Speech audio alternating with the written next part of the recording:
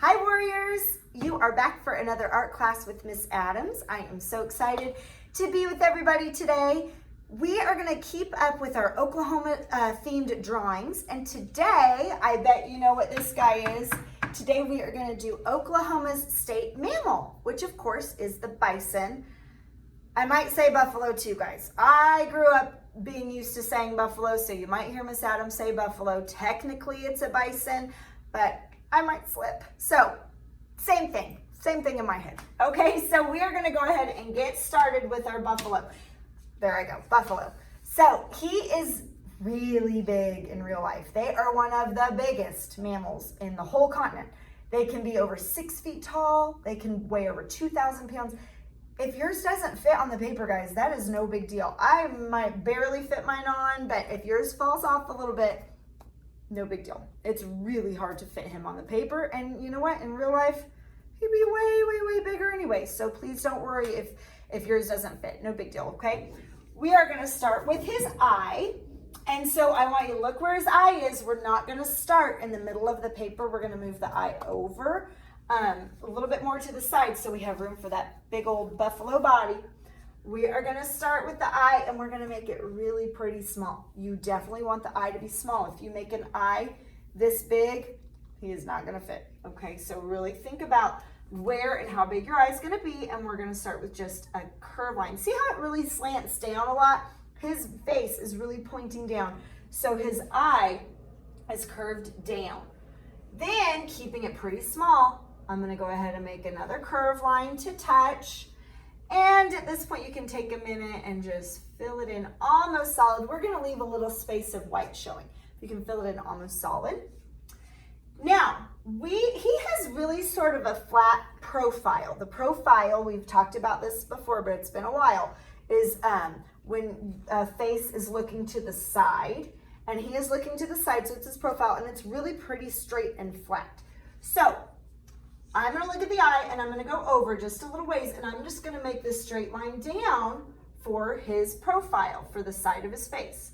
Come over from the eye a little bit, and I'm just going to make a straight line that comes down for the side of his face.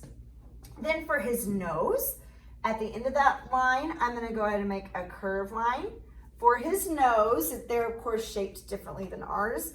They're kind of wide and flat.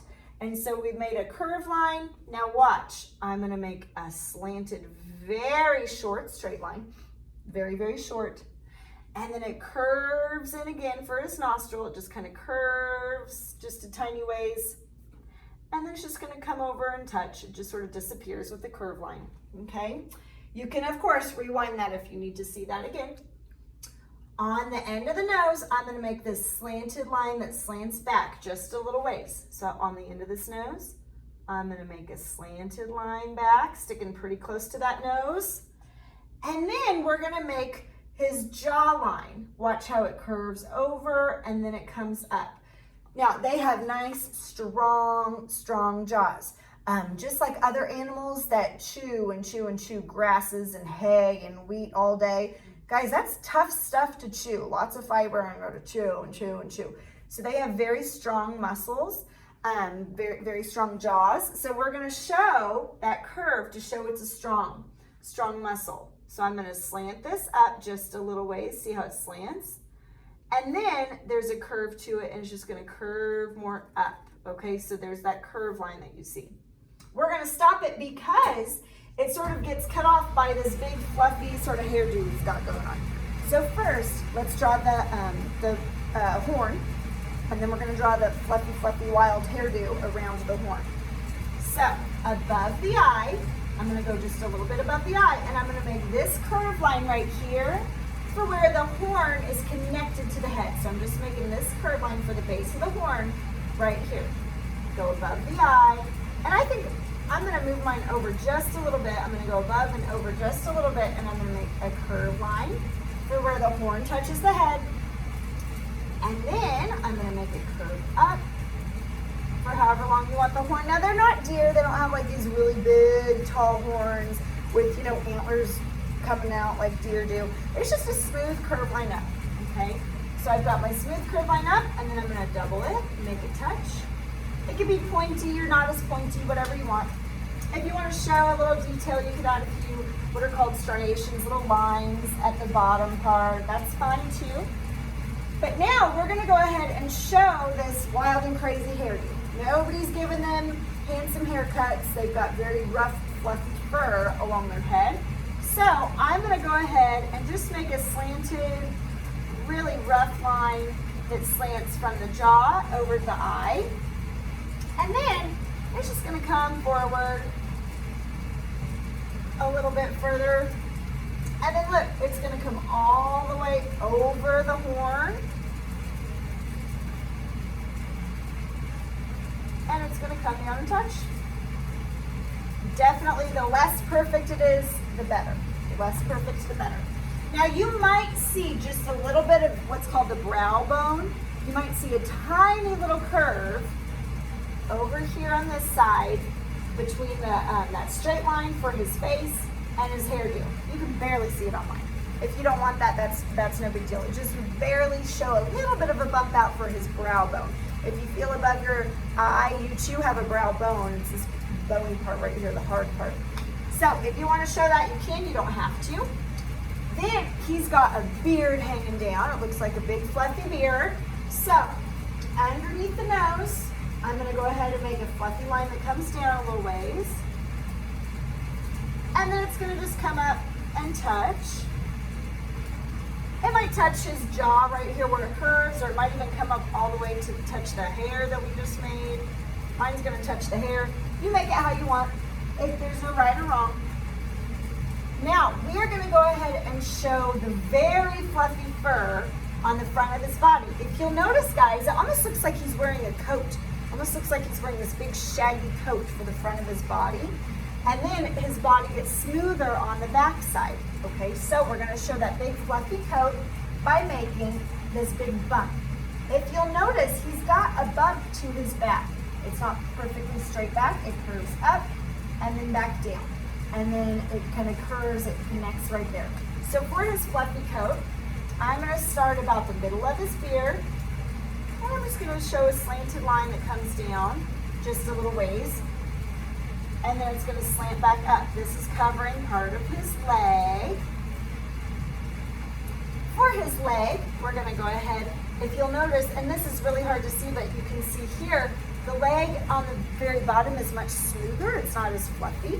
So we're going to go ahead and make it much smoother with a curve line that comes down and a curve line that comes down. Notice how his leg isn't super long sticking out.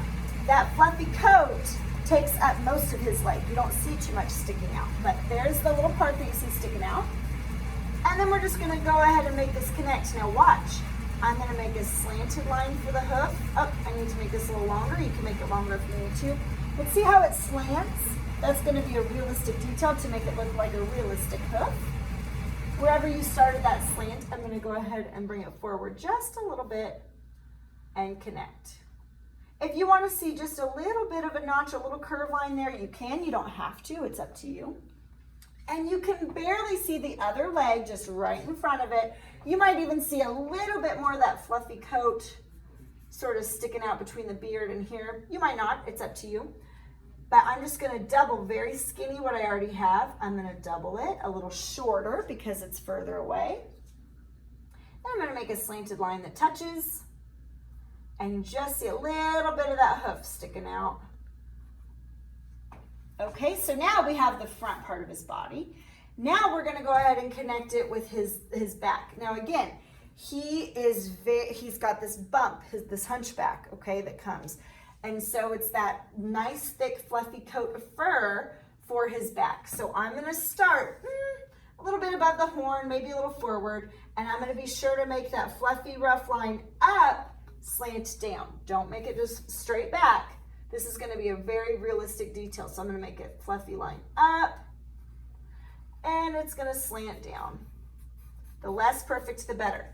So we're going to bring it back, and then watch, guys, we're going to curve it forward and touch wherever we have our leg. We're not going to touch the very top of that line. We're going to come down a little bit. So if you want to take your finger and sort of trace out how you want to do it, that might be a good idea. I'm going to look down here, and it's just going to slant and touch. So look, I need to make mine even just a little bit longer. and nice and fluffy, rough, bumpy, to show that shaggy, shaggy fur. Make it come down and touch. Okay, so we've got this shaggy part. They have extra shaggy, furry fur because that's where, you know, a lot of important things are. Their throat, their lungs, their heart. So that's really keeping them extra warm and protected as well. So that's the purpose of that fluffy coat. Now, we are gonna see a little bit of his belly curving. Not super long, guys. If I look where I stopped this belly, it stops like no longer than right here. It might be even a little bit shorter than what I've already got. So I'm gonna look again, just a little bit below where this line touches the leg line. And I'm just gonna go ahead and make a curve line that comes back, not too long, not too long. Then we're gonna make a slanted line for his back leg. You can see more of the muscle for his back leg. They are very great swimmers. Who would have thought? I would have thought they just sank right down in the water, but they're really good swimmers. They're very fast. And they can jump. They can jump fences. They can jump pretty high for how big they are. So I would never have guessed any of those things, but they have these nice muscular legs so that they can do cool stuff like that. So we're gonna start not at the end of this line, but up just a little ways. And look, I'm gonna slant it back for the curve of this back leg. So not at this line, but up a little ways. I'm gonna slant it back. It's gonna cut right across and slant back. Then I'm gonna bring it down. Okay, so make it more smooth down, and it might be about the same length as the front legs, or it might be a little shorter. Probably you don't want to make it longer, but if it's about the same length or a little shorter, it's fine. Now, look how on the bottom part, it's skinny, and then it sort of has this bump out, bump in. Okay, so just follow along. I'm gonna go behind it just a little bit, and it's gonna keep kind of skinny, and it's gonna come up. And then there's a little bump that comes out and back in. So notice how it's doubled, and then there's a curve line out and back in. Then we're gonna bump it out again. So I'm gonna go ahead and make it bump out again. I know it looks weird right now. We're gonna make it bump out again. And so now we have this part of the leg. We're gonna connect it in just a minute. Let's go ahead and finish the foot though, so it doesn't look quite so weird. We're gonna go ahead and make it curve again to show that hoof, where the hoof connects. And then we're gonna go ahead and make it curve forward, just like the front, and make it touch. Okay, so now let's go ahead and connect it. We've got it bumping out. Now look, jump all the way back up to the top here.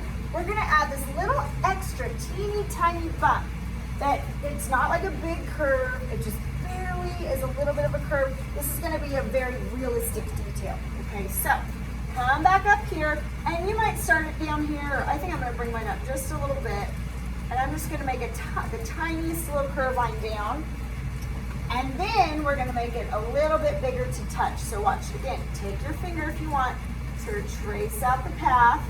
Don't make it a big old bump out like this.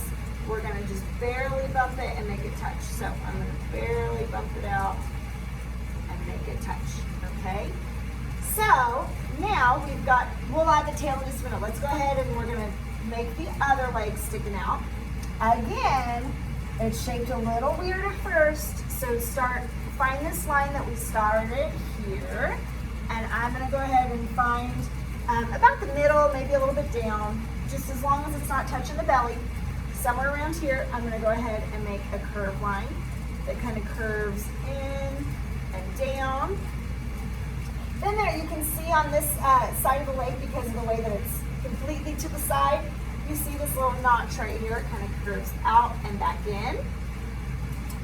And now we're gonna go ahead and make it curve down. And look, it probably will be shorter than the other legs. This is the furthest away leg, so it's gonna be probably the shortest. And we're gonna go ahead and make a curve line that comes in and down.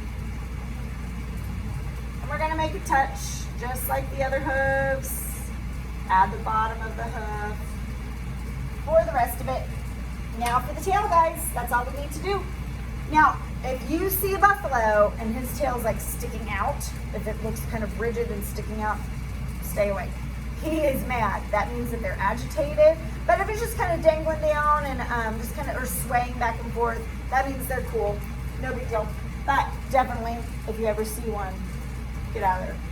So we're gonna go ahead and make the tail kind of curving down, and we're gonna double it. It's nice and skinny with a little fluffy end to the tail, and that of course helps swat away flies too, just like other animals have that little fluffy end on their tail. It really helps. Okay, so now we've got our buffalo. Now for the background. If you did not fit your whole buffalo on the paper, guys, no problem. I'm very lucky I fit mine on. Usually they fall right off because they're so big. So if yours it fits, you probably still don't have too much room for background, and that's okay. You at least need to add the horizon line. So we're gonna stop and jump over, just like we always do, to show he's not a floating buffalo. They can jump, but they don't float. So you can go ahead and add your horizon line. And then I thought it'd be fun, you know, to be honest, buffalo, it's a lot of brown. It's a lot of black and brown, really dark, kind of, you know, they're not super exciting to look at. No patterns or lots of cool colors or anything. So I thought it might be fun if you wanted to, and you have the colors at home, you could definitely do like a sunset background, just to add in some more color than just a whole bunch of browns. What I don't want you to do is a whole bunch of browns and then brown ground for dirt. That's kind of boring, right? So I want to see some sort of color. So you could do grasses and sunsets. You could do a fence. There are buffalo like farms if you wanted to add a fence. If you wanted to do a pretty blue sky, that would be totally fine. But just, I thought maybe this would be a good one to add something a little bit different for the sky since he's a lot of brown. Now look, even though it's a lot of brown and blacks, I don't want to see just plain brown and black. Get creative. Sometimes they have sort of a reddish orange, sometimes they have a reddish orange fur. Sometimes they have yellow in their fur. Sometimes they have, you know, you could even have fun and I added a little bit of dark blue just to mix things up to show some dark shadow. So it's up to you how you want to do that. But really think about that instead of just doing one solid boring color brown. Okay, so you guys have fun. Be sure to take a picture of it with your iPad and add it on with attachments so that I can see, okay? And I cannot wait to see what you've done. Bye, warriors. Have a great week. I'm so sorry. I don't know how to turn this off.